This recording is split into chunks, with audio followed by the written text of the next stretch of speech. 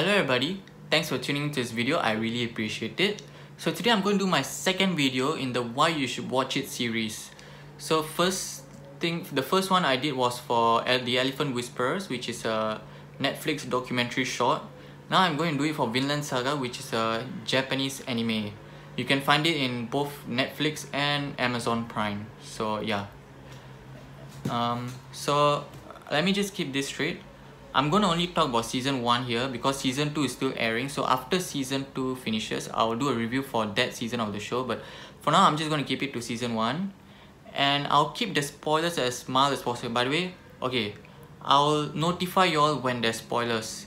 And yeah, I'll write below here that there'll be spoilers when I'm talking about spoilers, so that you can skip that portion if you do not want spoilers. Right, so let's get to it. So this anime is based off a historical manga series by Makoto Yukimura. And yeah, so from what I heard from others from the internet and what others are saying, those who studied the real history behind this show, what this show is based off, have told me that this show is actually pretty historically accurate, quite historically accurate to the real events that happened in the real history, and that's really nice to hear. So good job, yeah. So let's talk about season 1. By the way, season 1 is the prologue, and what a prologue it was. This is the best prologue I've ever seen, like ever. Just want to put that out there first. So yeah, we are first introduced through these battle sequences. By the way, what an epic way to start the show. This epic battle going on in the seas, and we are first introduced to our first character, Thors. At first we see Thors in this dream where he's in this very warm country with so much peace and quiet and beauty, and then we cut to the battle where he's on the ships, and there's such a brutal cut because it shows the destructions of war. Like, it's so ugly to watch, and I just like that cut because it shows so much about war and the consequences of war just with that one cut alone. And yeah, the main protagonist of this show is Thorfinn, who is one of my favorite protagonists of all time in any show. Let me just put that out there first. But don't just go ahead and think that he's the best character just because I said that, because there's so many great characters in this show. So many characters got so much depth in this show. Askeladd, one of the most complex characters I've ever seen in any show. And there is Thor's great character, and Canute, who had the most interesting character development that I've seen in any show as well. Like, the way he got his character development is just unique to any other character development that I've seen so far in any show.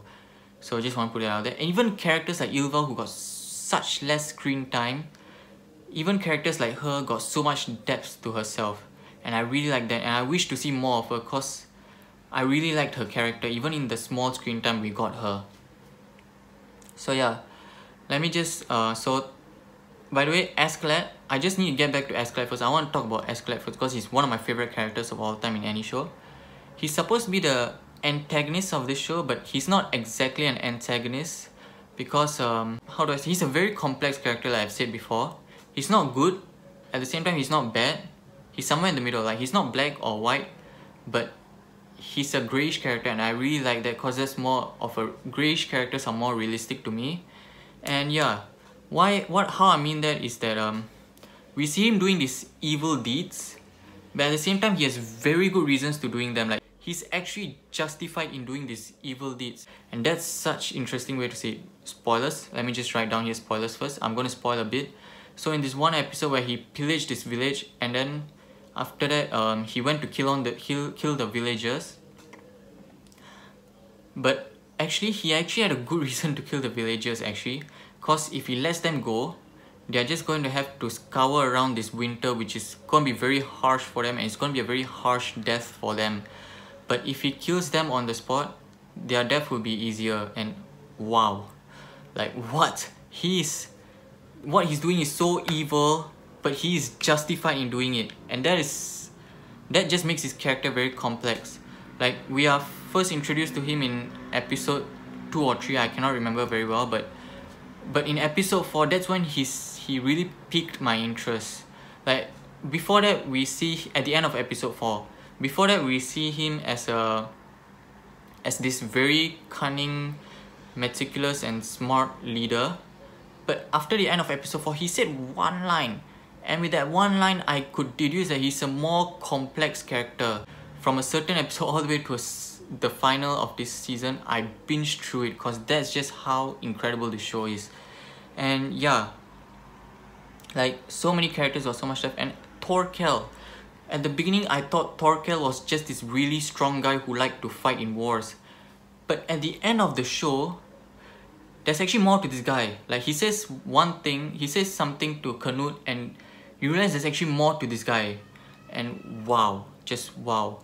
And speaking of other characters like Ragnar, great characters, and yeah, and Canute, like I said, he had some of the most interesting character development.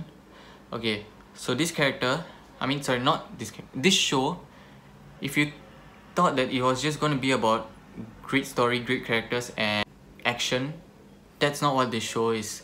It's of course great story, great characters and great action as well, but at the same time there's also a bit of philosophy inside, which wow, what a really interesting show this is.